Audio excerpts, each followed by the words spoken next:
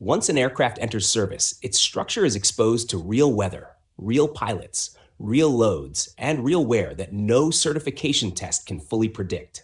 Regular inspections are essential because they are the primary way to find cracks, corrosion, or damage before they become safety issues.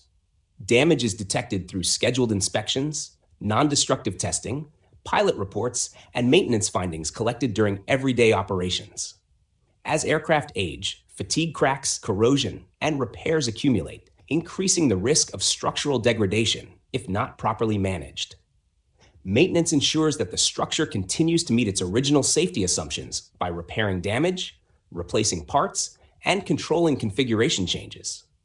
Data from aircraft in service feeds back into design improvements, inspection programs, and updated airworthiness requirements for the entire fleet. Airworthiness is only preserved when design assumptions, inspections, and maintenance continue to work together long after certification.